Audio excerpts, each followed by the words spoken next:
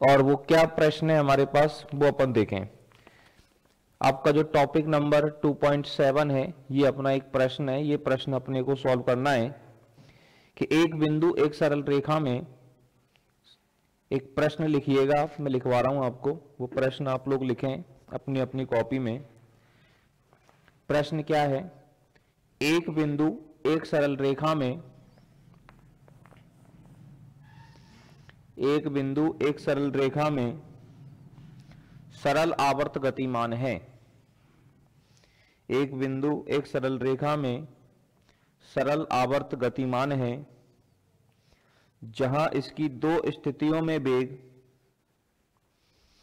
जहां इसकी दो स्थितियों में वेग स्मॉल यू तथा स्मॉल बी हैं, जहां इसकी दो स्थितियों में वेग स्मॉल यू तथा स्मॉल बी हैं और संगत त्वरण अल्फा एवं बीटा हैं, और संगत त्वरण अल्फा एवं बीटा हैं। तो सिद्ध कीजिए क्या क्या बातें आपको सिद्ध करनी है। नंबर ए में लिखेंगे आप आवर्तकाल, पीरियडिक टाइम। आवर्तकाल पीरियडिक टाइम बराबर आपको सिद्ध करना है 2 पाई अंडर रूट में u square minus B square बटे beta square minus alpha square. एक तो आपको ये बात सिद्ध करनी है, आवर्तकाल का मान ये होगा। दूसरा आपको सिद्ध करना है एम्पलीट्यूड, आयाम बराबर आपको क्या लेकर के आना है, अंडर रूट में u square minus B square into में beta square you square minus alpha square B square बटे beta square minus alpha square. तीसरी बात आपको ये सिद्ध करनी है, और तीसरी बात आपको सिद्ध करनी है दोनों स्थितियों के बीच की दूरी।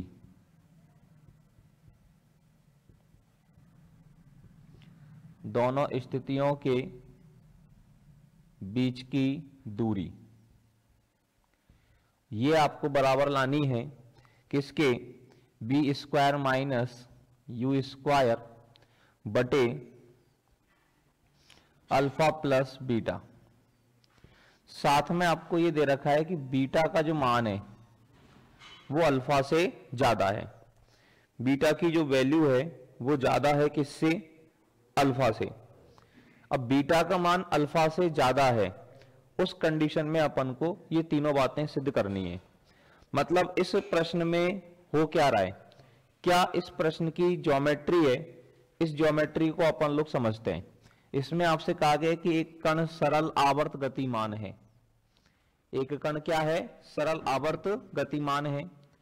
कांस किस किस के बीच में, ये बिंदु कैपिटल ए है और यहां बिंदु कैपिटल ए डैश है। ए और ए डैश के बीच में एक कण सरल आवर्त गतिमान है।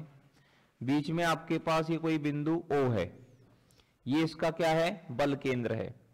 बल केंद्र के बाद आपसे बोला है कि दो स्थिति ली हमने इस पूरी यात्रा में। मान लो दो जो स्थिति है, एक तो बिंदु P पर और एक बिंदु Q पर, जिसमें O से लेकर के P तक की जो डिस्टेंस है ये आपके पास x1 है, और O से लेकर Q तक की जो डिस्टेंस है ये आपके पास x2 है।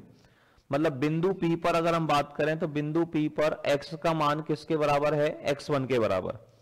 किसी भी पॉइंट पर जो x का मान होता है वो x का मान क्या होता है, O से दूरी के बराबर।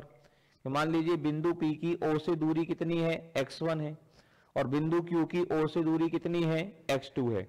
तो OP का मान x1 है और OQ का मान x2 है। अब आपसे ये कहा गया कि बिंदु P पर जो त्वरण का मान है ये अल्फा है और बिंदु Q पर त्वरण का मान बीटा है। तो यहां पर हमें बीटा ग्रेटर देन अल्फा लेना है।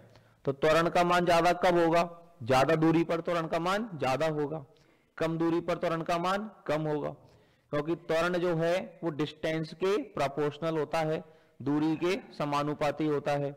दिलीप माइक को बंद कर ले भाई। तो अल्फा यहां पर लिया, अब क्यू की जो डिस्टेंस है वो ओ से ज्यादा है, तो यहां पर क्यू पर जो हमने त्वरण का मान है वो कितना लिया, बीटा ले लिया। और इन दोनों स्थितियों में वेग कितने कितने दे रखे हैं, यू और बी, कि बिंदु पी पर वेग यू है और बिंदु क्यू पर वेग बी है। तो सबसे पहले तो आप लोग ये चित्र बना लें जल्दी से, चित्र क्या कहना चाह रहा है इस चित्र को बना लें, और चित्र बनाने के बाद 3-4 लाइन इस चित्र के वर्णन के लिए आप छोड़ दें, ये चित्र का वर्णन आपको खुद को करना है, ठीक है ना। इस तरह की चीजों को अपन लोग खुद से करना सीखेंगे, चित्र को देख देख करके चित्र का वर्णन तो कर दोगे ना आप, तो इसके लिए 3-4 लाइन छोड़ देना, वो आप लोग खुद कर लेना। कुछ नहीं है कि चित्र में दर्शाए अनुसार एक कण बिंदु ए और ए डैश के मध्य सरल आवर्त गति करता है जिसका बल केंद्र O है। ये अपन को लगभग हर सवाल में लिखनी पड़ेगी हिंदी, ठीक है ना। तो ये चीज आपको समझ में आ जाए कि सरल आवर्त गति ए और ए डैश के बीच में है, बल केंद्र O है, और मान लो किसी समय कण की दो स्थिति बिंदु P और बिंदु Q पर है, जहां OP का मान कितना है, x1 है, OQ का मान x2 है। बिंदु P और Q पर वेग क्रम से u और तथा b है, और बिंदु और P और Q पर त्वरण क्रम से अल्फा एवं बीटा है। ये चीज आपको बतानी है, तो इन चीजों को आपको लिखना है कॉपी में, तो इनके लिए आप 3-4 लाइन कॉपी में छोड़ देंगे, ठीक है ना। यहां तक तो अपन ने बातें समझ ली। अब देखिए हमने एक रिलेशन बताया था आपको, बी स्क्वायर बराबर mu a square minus x square.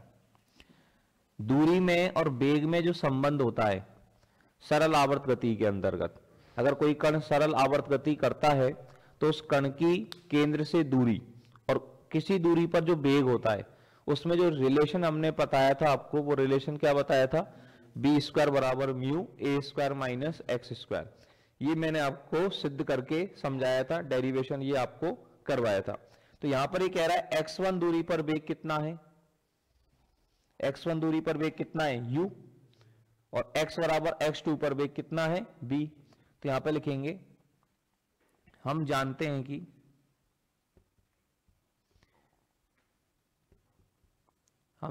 हैं कि बी स्क्वायर बराबर कितना होता है, mu a square minus x square होता है कि नहीं। और अतः ये जब होता है तो अपन इसमें x का मान क्या लगाएंगे, x1, तो वेग का मान कितना हो जाएगा u, तो u स्क्वायर बराबर कितना हो जाएगा, u स्क्वायर बराबर हो जाएगा mu a square minus x1 square.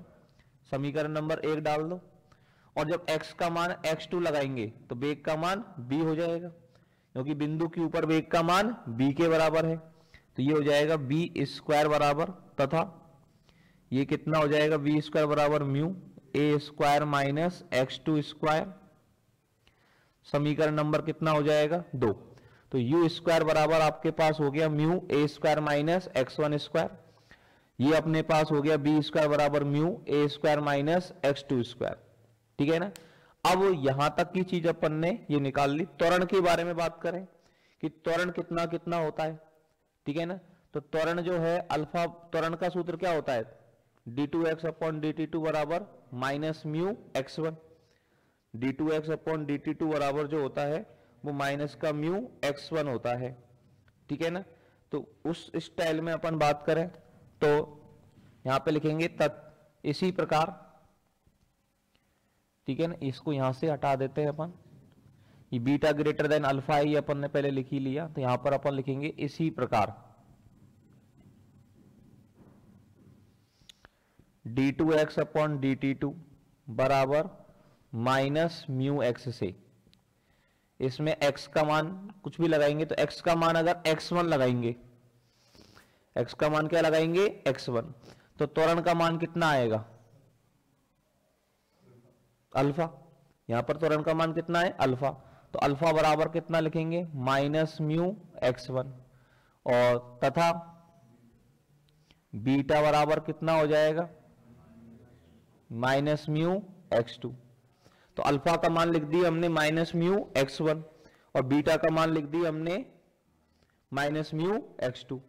अब ये चीजें हमने यहां पर लिख दी, अल्फा बराबर माइनस म्यू x1 और बीटा बराबर माइनस म्यू x2। समीकरण नंबर ये 3 हो गया, समीकरण नंबर ये 4 हो गया। अब देखो सबसे पहले हमें आवर्तकाल का सूत्र निकालना है। अब आवर्त काल का मतलब ये जो मान है ये हमें आवर्त काल के बराबर लाना है, पीरियडिक टाइम के बराबर लाना है, कैपिटल टी के बराबर। आवर्त काल का सूत्र मैंने कल आपको बनवाया था, कैपिटल टी बराबर, आवर्त काल कैपिटल टी बराबर क्या होता है, 2 पाई अपॉन रूट म्यू। आवर्त काल कैपिटल टी का जो मान होता है वो किसके बराबर होता है, 2 पाई अपॉन रूट म्यू।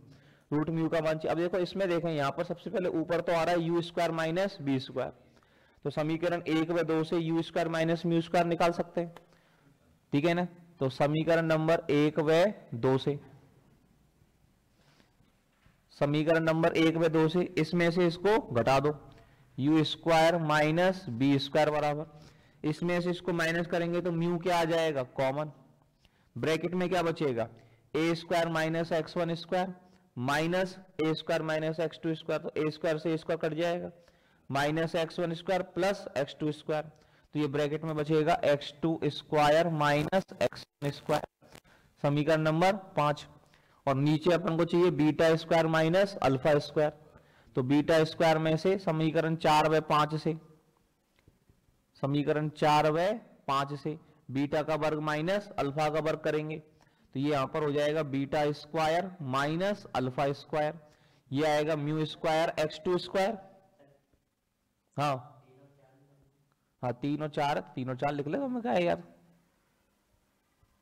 या मैं घुर्रा भी रहा थोड़ी भाई, beta square minus alpha square, यहाँ पे कितना आ जाएगा, माइनस म्यू का वर्ग minus mu square X two square, और माइनस कितना हो जाएगा, mu square X one square, तो म्यू स्क्वायर क्या ले लेंगे, कॉमन, ठीक है ना, म्यू स्क्वायर हमने कॉमन ले लिया, तो ब्रैकेट में क्या बचेगा, x two square minus x one square, समीकरण नंबर 6। अब इसके बटे में ये चाहिए, तो 5 में 6 का क्या दे दो, भाग, 5 में भाग दे दो 6 का, u square minus B square बटे beta square minus alpha square बराबर कितना आ जाएगा, 1 बटे म्यू, 1 बटे म्यू आ जाएगा। अब क्या चाहिए, इसका अंडर रूट चाहिए, अंडर रूट ले लो, under root u square minus B square बटे beta square minus alpha square 1/रूट म्यू। अब इसके आगे क्या और लग रहा है, 2 पाई लग रहा है, दोनों तरफ किससे गुणा कर दो, 2 पाई से गुणा कर दो, सब कुछ इसको देख देख के कर रहे हैं अपन। यहां तक कि समीकरण नंबर 4 तक तो अपन ने जो चित्र में अपन को दिया था, सवाल में जो डाटा दिया था उससे समीकरण बना ली, और ये अपन को जो लाना है उसको देख देख करके अपन ये निकालते जा रहे हैं। तो अब यहां पर दोनों तरफ 2 पाई से गुणा कर देंगे, तो ये हो गया 2 पाई अंडर रूट में u square minus B square वटे beta square minus alpha square, और ये इसको 2 पाई से गुणा करेंगे तो 2 पाई अपॉन रूट म्यू। अब 2 पाई अपॉन रूट म्यू किसका सूत्र बताया था मैंने, आवर्तकाल का, तो यही किसका सूत्र है, कैपिटल टी आवर्तकाल बराबर कैपिटल टी आवर्तकाल। और यही बात अपन को सिद्ध करनी थी कि कैपिटल टी आवर्तकाल का जो मान है वो 2 pi under root u square minus B square बटे beta square minus alpha square के बराबर होगा। तो फटाफट से इसको नोट डाउन कर दीजिए जल्दी से यहां तक, फिर इसका दूसरा डेरिवेशन करेंगे अपन आयाम का। अब अपन को मान निकालना है किसका, आयाम का।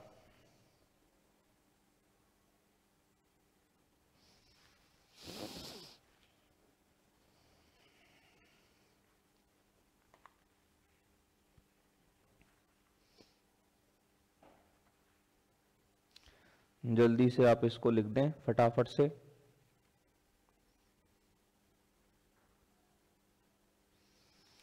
नोट डाउन कर दीजिएगा आप इसको।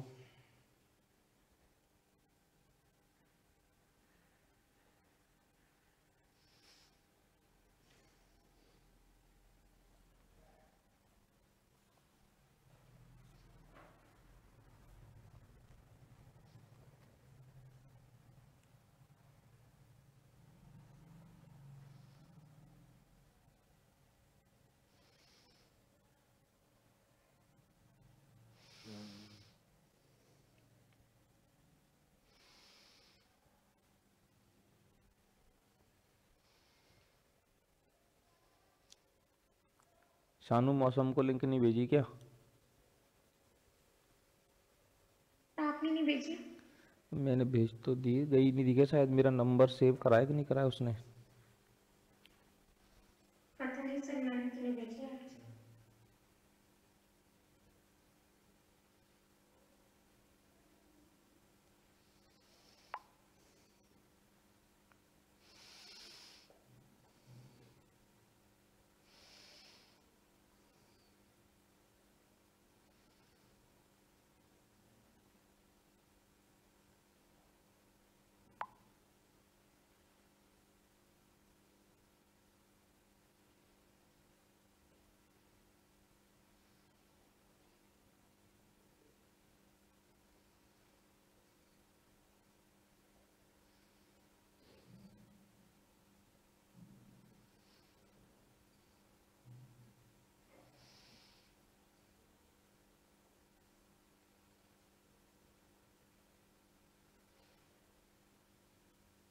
हो गया भाई, कर लिया सबने।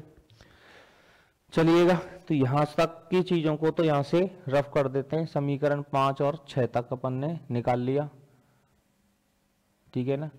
You square minus B square की जरूरत पड़ेगी अपन को, ठीक है ना। इन चीजों को हटा देते हैं अभी। 5 और 6 ध्यान रखना क्या क्या आए थे, ये U square minus B square और ये। अब ये चीज अपन को आयाम का मान निकालना है अपन को। अब दूसरे में क्या निकालना है, आयाम। आयाम क्या बताया था, आयाम किसको कहते हैं अपन, सरल आवर्त गति में आयाम क्या होता है, केंद्र से दूरी, बिंदु की केंद्र से दूरी को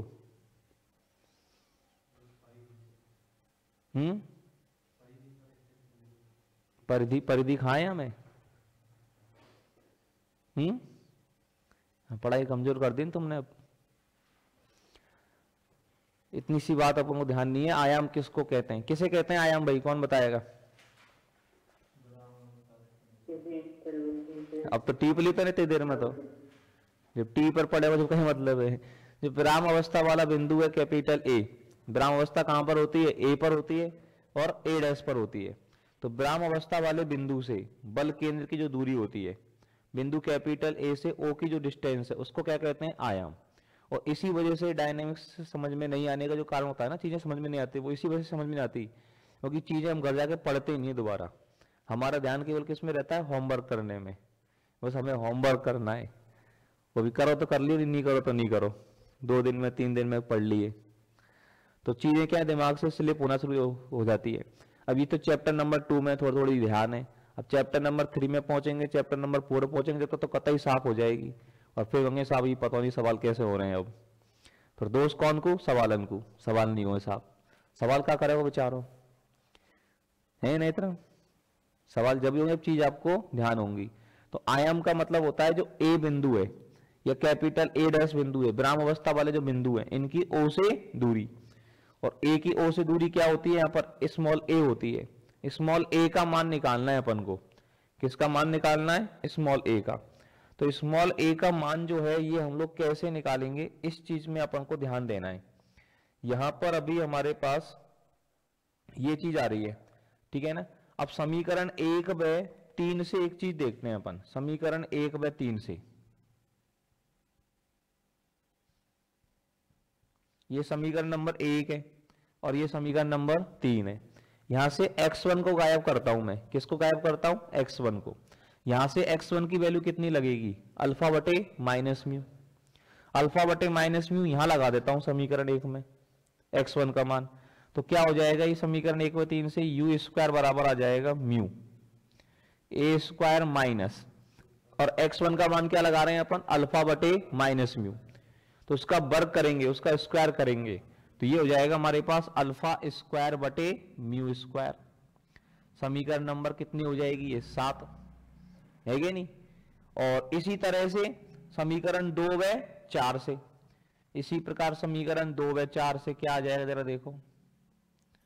इसी प्रकार समीकरण 2/4 से किसको गायब कर दें, x2 को। x2 का मान कितना लगेगा, बीटा बटे माइनस म्यू। बीटा बटे माइनस म्यू यहां लगाएंगे तो बी स्क्वायर बराबर कितना आ जाएगा, mu a square minus beta square बटे म्यू स्क्वायर। ये समीकरण नंबर क्या हो गई, 8 हो गई हमारे पास। कोई दिक्कत यहां तक। अब इसमें देखो ये वाली कहानी चाहिए हमको, ये u square minus B square beta square minus alpha square, ये तो हमने समीकरण 5 में समीकरण 6 में निकाल रखे। u square minus B square का मान कितना है, beta square minus alpha square कितना है, सब चीज तो निकाल रखी है। ये चीज चाहिए, इसमें क्या चाहिए, beta square you square minus alpha square B square.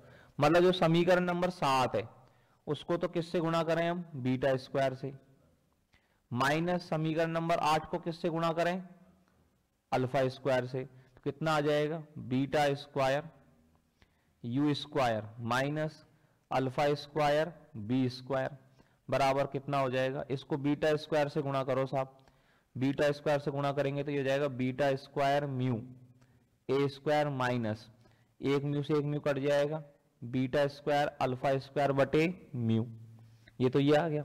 Minus इसको करना है अल्फा स्क्वायर से गुणा, तो माइनस कितना हो जाएगा, alpha square mu a square, और माइनस कितना हो जाएगा, अल्फा स्क्वायर बीटा प्लस हो जाएगा, ये माइनस माइनस कर रहे हैं तो प्लस हो जाएगा। तो ये वाला मान जो है वो इस वाले मान से क्या हो जाएगा, कैंसिल हो जाएगा कि नहीं हो जाएगा। और ये वाला मान जब इस वाले मान से कैंसिल, तो इसमें से कॉमन क्या आ जाएगा, म्यू ए स्क्वायर कॉमन आ जाएगा इसमें से, ठीक है ना। तो इसको अपन लिख सकते हैं बराबर में, ये हो गया म्यू ए स्क्वायर कॉमन ले लेंगे तो ब्रैकेट में beta square minus alpha square, ये हमारे पास में बचेगा। म्यू ए स्क्वायर क्या ले लिया इसमें से कॉमन, तो ब्रैकेट में क्या आ गया, beta square minus alpha square. यहां तक नोट करो जल्दी से,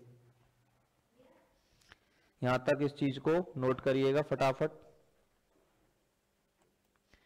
इसके बाद में देखें अपन लोग, ये अपने पास में ये चीज यहां पर आ गई, ठीक है ना। इनको यहां से हटा देते हैं अपन समीकरण 7-8 को। ये जो मान आया इससे अपन ए स्क्वायर का मान निकालते हैं, किसका मान निकालते हैं, ए स्क्वायर का। तो ए स्क्वायर का मान कितना आ जाएगा, हो गया, अपन को आयाम चाहिए ना, और आयाम क्या है, ए है, ए का मान चाहिए अपन को, तो ए स्क्वायर निकाल लेते हैं, इनको इधर भेज देते हैं, तो कितना हो जाएगा 1/म्यू, और ये मान इसके बटे में आ जाएगा beta square you square minus alpha square B square बटे beta square minus alpha square. ये चीज हमारे पास में आ गई। अब इसमें 1/म्यू का मान लगाना है, किसका मान लगाना है, 1/म्यू। अभी थोड़ी देर पहले आपकी कॉपी में देखो आप लोग, हमने म्यू बराबर ये निकाला है, म्यू बराबर निकाला है कितना, आपके पास आया है म्यू बराबर u square minus B square बटे वो beta square minus alpha square बटे u square minus B square. जब हमने देखो कॉपी में देखो आप अभी ऊपर की तरफ beta square minus alpha square में हमने यू स्क्वायर बी स्क्वायर का भाग दिया है, तो वो मान किसके बराबर आ रहा है, यू के बराबर आ रहा है, म्यू के बराबर। तो यहां हमको क्या चाहिए, 1/म्यू। जब ये म्यू का मान है तो 1/म्यू, म्यू का मान उल्टा करके लग जाएगा, तो यहां से अपन 1/म्यू का मान लगा देंगे, ए स्क्वायर बराबर 1/म्यू का मान लगेगा u square minus B square बटे beta square minus alpha square into में ये कितना है, beta square you square minus alpha square B square वटे beta square minus alpha square. ये चीज हमारे पास में आ गई, ठीक है। अब ये चीज जब हमारे पास में आ गई यहां पर, तो अब इसका क्या करना है साहब, इसको करने के लिए हम लोग यहां पर एक काम करेंगे, ए स्क्वायर बराबर, तो ए बराबर यहां लिखेंगे आयाम ए बराबर एम्पलीट्यूड ए बराबर, इसका क्या आ जाएगा पूरे का अंडर रूट, ऊपर तो अंडर रूट लगा दिया U square minus B square, और ये हो गया beta square you square minus alpha square B square, और नीचे ये beta square minus alpha square का होल स्क्वायर है, इसका अपन अंडर रूट लेंगे, तो इसका अंडर रूट लेने पर क्या आ जाएगा हमारे पास, beta square minus alpha square आ जाएगा, है कि नहीं। तो ये आपके पास किसका मान हो गया, आयाम का, फटाफट से नोट करिए। आवर्तकाल आपके पास हो गया, आयाम आपके पास हो गया। अब अपन निकालेंगे किसका मान, दोनों स्थितियों के बीच की दूरी निकालनी है, पी और क्यू के बीच, पी क्यू का मान निकालना है, पी क्यू का मान कितना होगा ये अपन देखेंगे कैसे आएगा, निकालिए। इसके बाद में देखिएगा हमको निकालना है दोनों स्थितियों के बीच की दूरी। अब दोनों स्थितियों के बीच की दूरी निकालने के लिए हमने अभी समीकरण 5 में क्या बनवाया था, समीकरण नंबर 5 क्या थी आपके पास, देखना B square minus you square बराबर था कुछ। समीकरण नंबर 5 जो है, समीकरण नंबर 5 थी b square minus you square बराबर mu x two square minus x one square. ये हमारे पास क्या थी, समीकरण नंबर 5 ही थी ना ये। तो B square minus you square बराबर mu x two square minus x one square, ये हमारे पास समीकरण नंबर कौन सी हो गई, 5। ठीक है ना। अब अपन लोग क्या करते हैं, इन समीकरण क्या हो गया दीपांशु, हाँ ये U square minus B square है क्या, तो कोई बात नहीं। तो B square minus you square करेंगे तो ये x one square minus x two square हो जाएगा। B square minus you square अगर करेंगे तो B square minus you square में माइनस क्या ले लो, कॉमन ले लो। तो B square minus you square का मान mu X one square minus x two square हो जाएगा, नहीं हो जाएगा। अब तो सही है, अरे बोलो सही। अब ये सही है। अब समीकरण 3 को और 4 को जोड़ दें। इसमें देखो b square minus you square चाहिए तो मैंने b square minus you square लिखा है। अपन को इनमें u square minus B square आ रहा था तो वो लिख लिया था। इसमें क्या चाहिए मुझे, B square minus you square. अब क्या चाहिए, एक अल्फा प्लस बीटा। तो अल्फा प्लस बीटा निकाल लो 3 प्लस 4 करके। 3 प्लस 4 करेंगे दोनों में से क्या कॉमन आ जाएगा, minus mu x1 plus x2, ये आ गया आएगा। समीकरण नंबर जो भी आ रही हो, कितने तक पहुंच गई समीकरण अपन की,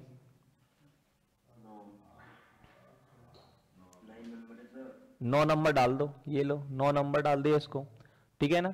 अब 1 में 2 का क्या दे दो, भाग, b square minus you square वटे अल्फा प्लस बीटा।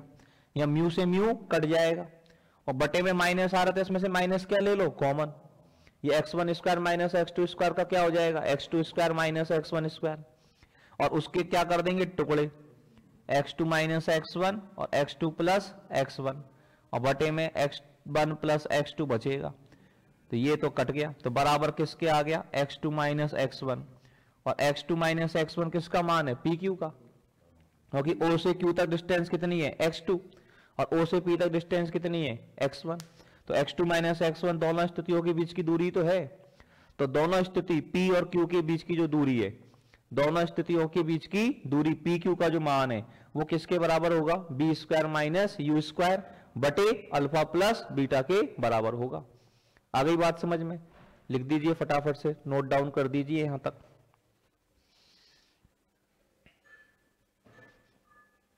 जल्दी से चीजों को लिखिएगा फटाफट से।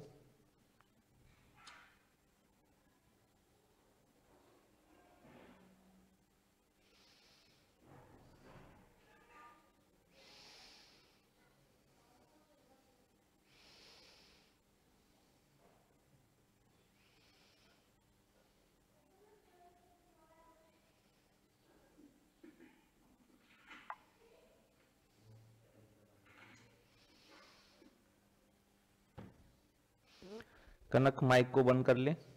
तो ये एक इंपॉर्टेंट डेरिवेशन था आपका, जिसमें अपन ने आवर्तकाल निकालना सीखा है, आयाम निकालना सीखा है, और दोनों स्थितियों के बीच की दूरी निकालना सीखा है।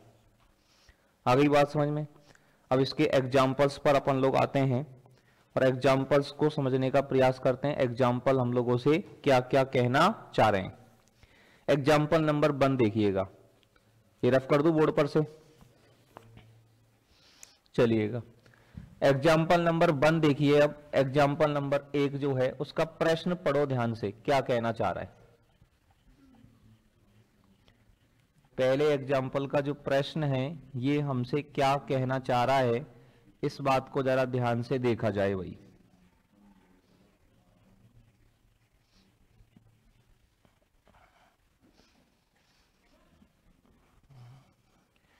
पहले एग्जाम्पल का प्रश्न ये कह रहा है, एक कण एसएचएम में गमन करता है, करने दो।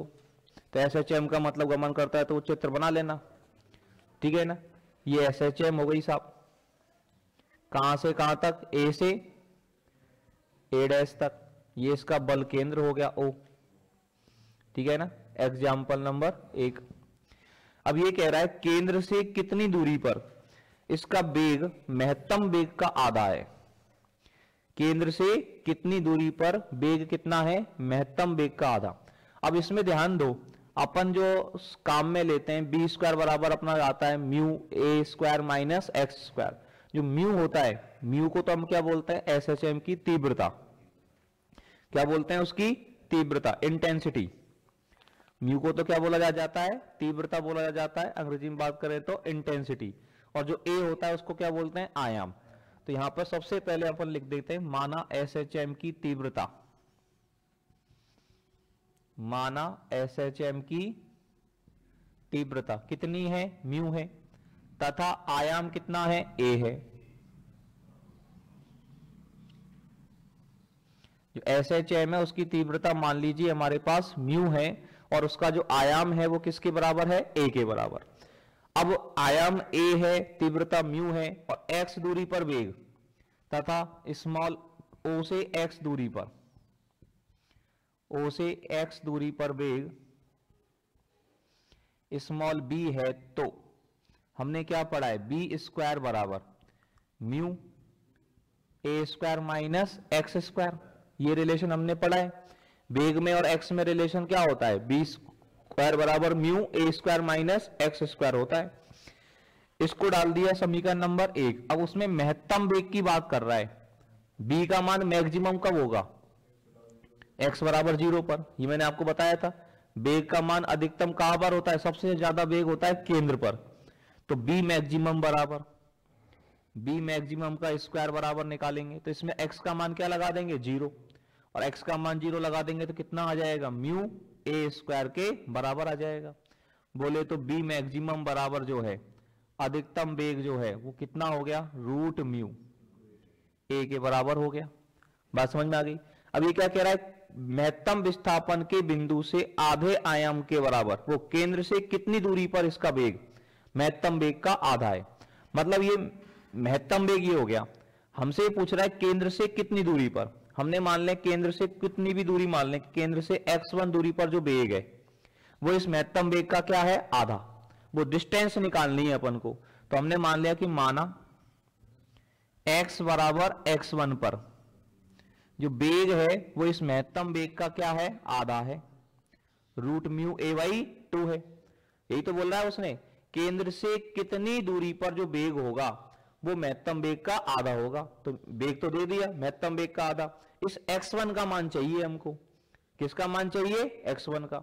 तो समीकरण नंबर 1 से, समीकरण नंबर 1 से क्या हो जाएगा साहब, b का मान कितना लगा देंगे, रूट म्यू ए बाई 2। तो ये हो जाएगा म्यू ए स्क्वायर बटे 4 बराबर mu a square minus x1 square. Mu से तो म्यू कैंसिल हो गया, म्यू से तो म्यू क्या हो गया, कैंसिल। अब x1 का मान निकालना है तो इसको लिया इधर और इसको लिया इधर, तो x1 स्क्वायर प्लस का हो जाएगा ए स्क्वायर माइनस ए स्क्वायर बटे 4, x1 स्क्वायर बराबर 4a square minus a square 3a square बटे 4, और x1 बराबर हो गया plus minus root 3a by 2।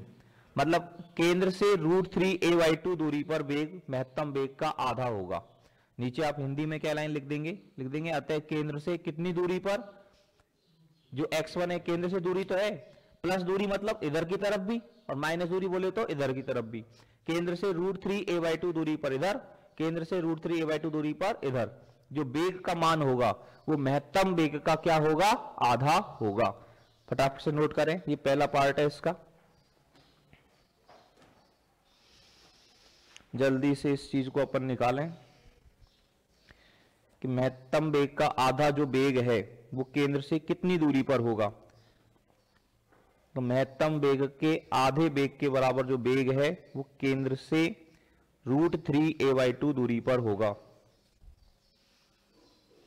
केंद्र से रूट 3a बाई 2 दूरी पर अगर वेग का मान निकालेंगे तो केंद्र से रूट 3a बाई 2 दूरी पर वेग महत्तम वेग का क्या होगा, आधा होगा।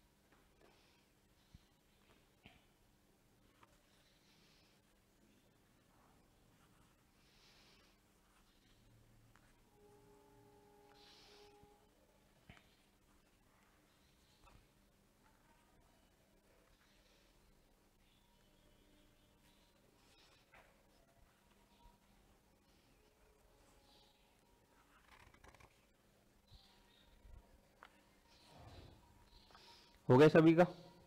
चलिएगा, इसके बाद में अपन एक बात करते हैं। दूसरा जो प्रश्न है इसका, बी वाला जो पार्ट दे रखा है, बी वाले पार्ट में ये पूछ रहा है, ये कहना चाह रहा है कि महत्तम विस्थापन के आधे बिंदु के से आयाम के बराबर चलने में लगा समय कितना होगा।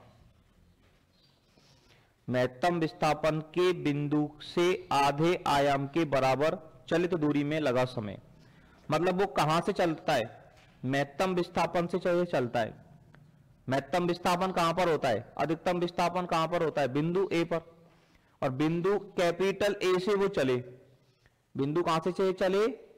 कैपिटल ए से चले। तो बिंदु कैपिटल ए से ओ की ओर चले। यदि कण, बी वाले पार्ट में अपन बात करें, यदि कण कैपिटल ए से ओ की ओर चले, कैपिटल ए से किसकी ओर चले? ओ की ओर। तो अपन ने एक्स में और टी में रिलेशन पढ़ा था। क्या रिलेशन पढ़ा था एक्स में? एक्स बराबर ए कॉस रूट म्यू टी। इधर से इधर की तरफ चलने, ए से ओ की तरफ चले, तो समीकरण हमने ये निकाला था, एक्स बराबर ए कॉस रूट म्यू टी। और ओ से ए की तरफ चले तो एक्स बराबर ए साइन रूट म्यू टी पढ़ा था अपन ने समीकरण, ठीक है ना। अब यहां पर हमसे उसने बोला समय का मान पूछा है, टी का मान पूछा है उसने, कितने पर? जब महत्तम विस्थापन से आधे आयाम के बराबर दूरी चले। पूरा आयाम कितना होता है? a/2। ये पूरी लंबाई कितनी है? a/2। यहां तक आ जा रहा, इधर से ये डिस्टेंस कितनी चल करके आए? a/2। ध्यान देना, इधर से आधा आयाम चल के आया है, a/2 चल के आया है, तो ये डिस्टेंस कितनी बचेगी? a/2 बचेगी ये भी, क्योंकि ये पूरी डिस्टेंस क्या होती है? a होती है, आयाम के बराबर होती है। और इधर से उसने आधा आयाम चल दिया, तो बचा कितना? आधा आयाम। मतलब इस जगह पर, इस बिंदु पर अगर मैं x का मान देखूंगा तो x का मान ये नहीं होता है कभी भी। किसी भी जगह पर x का मान अगर देखना है तो x का मान ये वाली लंबाई नहीं होगी, x का मान ये वाली लंबाई होगी। और ये वाली लंबाई कितनी है हमारे पास? a/2। तो हमसे x बराबर a/2 पर किसका मान पूछा है? टाइम का मान पूछा है, कितना लगेगा, है कि नहीं। तो टाइम का मान पूछा है। और यहां पर एक बात अपन लिख दें, वी नो दैट, हम जानते हैं कि, क्या जानते हैं? कैपिटल टी बराबर 2π/√μ। पूरा जो आवर्तकाल होता है, कंप्लीट आवर्तकाल जो होता है वो 2π/√μ होता है। और x बराबर a/2 पर t बराबर ये निकालना, ये समीकरण नंबर 3 दे दें तो समीकरण 3 से, किससे निकालें? समीकरण 3 से x का मान क्या लगा दें अपन? a/2 बराबर a cos root mu T. a से तो a गया। अब cos रूट म्यू टी का मान 1/2 आ रहा है। cos का मान 1/2 कब आता है? π/3 पर। इसका मतलब रूट म्यू टी का जो मान है वो कितना हो जाएगा? π/3 हो जाएगा, है कि नहीं। अब कैपिटल टी बराबर √2π/√μ है। यहां से रूट म्यू का मान निकालें, कितना आएगा? रूट म्यू ऊपर चला जाएगा, कैपिटल टी नीचे आ जाएगा। तो रूट म्यू बराबर क्या आ जाएगा? 2π/कैपिटल टी आ जाएगा, नहीं आ जाएगा। कैपिटल टी बराबर 2π/√μ है। रूट म्यू को ले गए ऊपर, टी को ले आए नीचे, तो रूट म्यू बराबर कितना आया? रूट म्यू बराबर 2π/t। इसमें लिख दो यहां पर 2π/कैपिटल टी स्मॉल टी बराबर, ये तो रूट म्यू का मान है, ये टी ऐसे कैसे ही है, बराबर π/3, पाई से पाई कैंसिल। तो स्मॉल टी बराबर कितना आ जाएगा? कैपिटल टी ऊपर गया, 2 नीचे आएगा 6। अतः आधे आयाम के बराबर दूरी तय करने में जो लगा समय है वो कुल आवर्तकाल का कितना होगा? 1/6 होगा। लिख देंगे, अतः कण को आधे आयाम के बराबर दूरी तय करने में लगा समय कुल आवर्तकाल का 1/6 होगा। क्या लिख देंगे? अतः कण को आधे आयाम के बराबर, अतः कण को आधे आयाम के बराबर दूरी तय करने में लगा समय, अतः कण को आधे आयाम के बराबर दूरी तय करने में लगा समय आवर्तकाल के 1/6 भाग के बराबर होगा, या आवर्तकाल का 1/6 गुना होगा।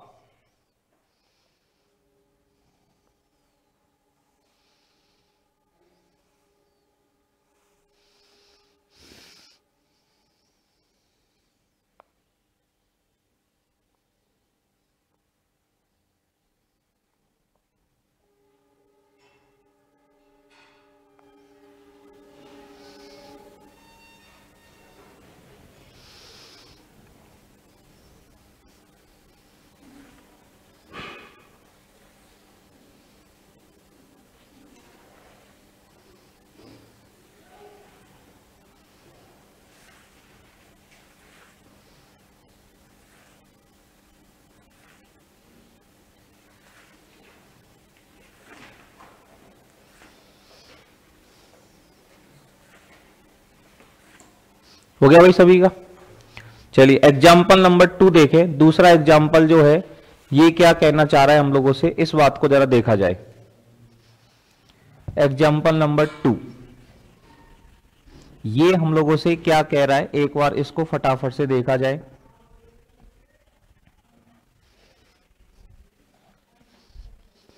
एग्जाम्पल नंबर 2 में कह रहा है यदि किसी सरल रेखा में गतिमान किसी कण का स्मॉल टी समय पर विस्थापन कितना है, स्मॉल टी समय पर विस्थापन x का मान t के रूप में दे रखा है आपको, x बराबर आपको दे रखा है a cos nt plus b sin nt। कि कण जो गति कर रहा है उस गति कर रहे कण का x में और t में रिलेशन कितना है, x में और t में रिलेशन है x बराबर a cos nt plus b sin nt। तो उसने सिद्ध करवाया कि पहले तो ये सिद्ध करो कि कण की गति SHM है, कण SHM में गमन कर रहा है, सरल आवर्त गति कर रहा है कण, एक तो ये सिद्ध करो। दूसरा ये सिद्ध करो कि उसका जो आयाम है वो किसके बराबर है, √a² प्लस b² के बराबर है, और आवर्त काल निकालो उसका। तो देखो सरल आवर्त गति का समीकरण क्या होता है, सरल आवर्त गति का समीकरण होता है d2x/dt2 बराबर -μx। अगर ये उस फॉर्मेट में आता है तो ये सरल आवर्त गति का समीकरण है। तो इसका देखो अवकलन करके, इसका हमने t के सापेक्ष क्या किया, अवकलन dx/dt, a cos का अवकलन माइनस sin nt, और nt का करेंगे तो n, plus b sin nt का cos nt, और nt का करेंगे तो n। एक बार और अवकलन कर दें, dx/dt का अवकलन करेंगे तो d2x/dt2, ये कितना हो गया -na, sin nt का अवकलन cos nt, और nt का करेंगे तो n² हो जाएगा। nt करेंगे तो एक n और आएगा, एक n पहले से ही है तो n² हो जाएगा, प्लस ये कितना हो गया nb, और cos nt का अवकलन करेंगे तो माइनस हो जाएगा ये sin nt, और nt का करेंगे तो एक n आएगा, फिर से ये हो गया। अब इसमें ध्यान दें d2x/dt2 बराबर -n², क्या ले लें कॉमन, तो ब्रैकेट में जो बचेगा वो x बचेगा, जो कि सरल आवर्त गति का समीकरण है, जो कि सरल आवर्त गति का समीकरण है। अतः कण की जो गति है वो क्या है, सरल आवर्त गति है SHM में। इसलिए जो कण की गति होगी, कण का जो मोशन होगा वो क्या होगा, SHM होगा। समझ, इधर समझ लो, समझ थोड़ा बहुत रह जाए तो लिख लेना वीडियो देख करके, ये कॉपी भरवेंसी का नहीं होगा, कल फिर पूछूंगा आयाम का ही हो, फिर झांकते रहोगे, फिर देखोगे पन्ना पलट के कहीं बताया आयाम। दिमाग में बैठनी चाहिए बेटा बात। तो सरल आवर्त गति का समीकरण हो गया ये, ठीक है ना। अब ये सरल आवर्त गति का समीकरण एक्चुअल में क्या होता है, d2x/dt2 बराबर -μx होता है।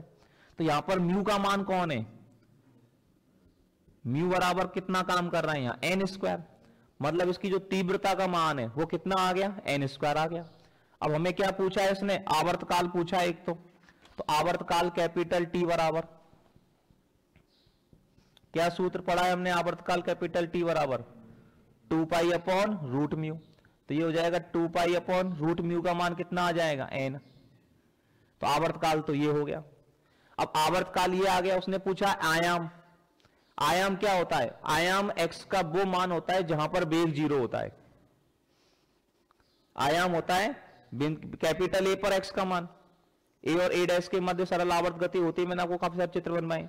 तो कैपिटल ए पर जो x का मान होता है वो क्या होता है, आयाम, और वहां पर वेग का मान क्या होता है, 0। तो किसी भी SHM का आयाम जो है वो केंद्र से वह दूरी है जहां पर उसका वेग 0 होता है। तो यहां पर आपको आयाम लिखना है, और आयाम हेडिंग डालकर यहां पर एक लाइन आपको लिखनी है, आयाम वह दूरी होती है, केंद्र से वह दूरी होती है जहां वेग का मान 0 होता है। ये आपको ध्यान रख के लिखनी है, भूल जाओ तो वीडियो देख लेना क्या बोला था मैंने, ठीक है ना। क्या लिखना है यहां पर, आयाम केंद्र से वह दूरी होती है जहां वेग का मान 0 होता है। वेग क्या होगा, यहां पर x का मान t के रूप में दे रखा है, मतलब dx बटे dt बराबर क्या करना है, 0।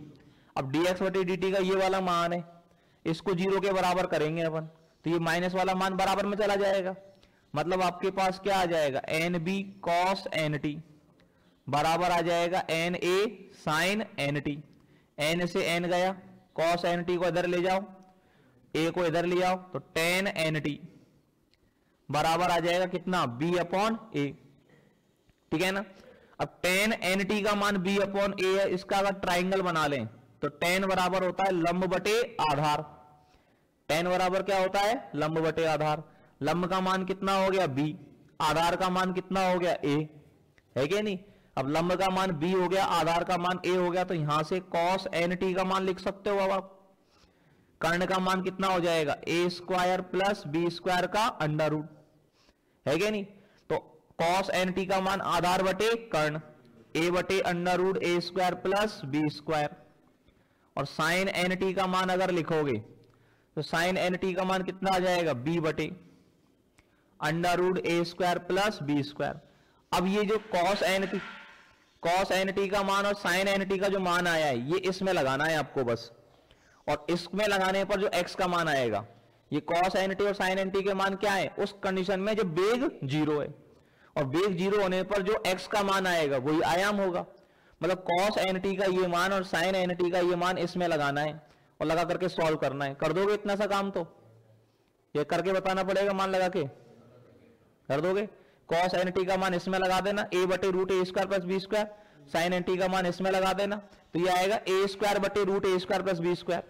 यहां पर क्या आएगा, b स्क्वायर बटे, और एलसीएम लोगे तो क्या आ जाएगा, a square plus b square बटे root a square plus b square.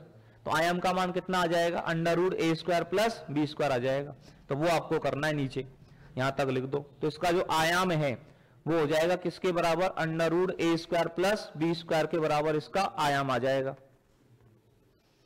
ठीक है ना। इस कण का जो आयाम है आपके पास वो किसके बराबर हो जाएगा, रूट में a square plus b square के बराबर हो जाएगा। तो ये दो एग्जाम्पल अपन ने यहां पर करें, ठीक है। आगे के एग्जाम्पल्स को एक बार पढ़ करके आओ, क्योंकि इनको पढ़े जो ही बहुत है, आगे के इनकी तो उम्मीद ही मत करो, ठीक है साहब। फिर आगे की बातें कल की क्लास में करते हैं हम लोग।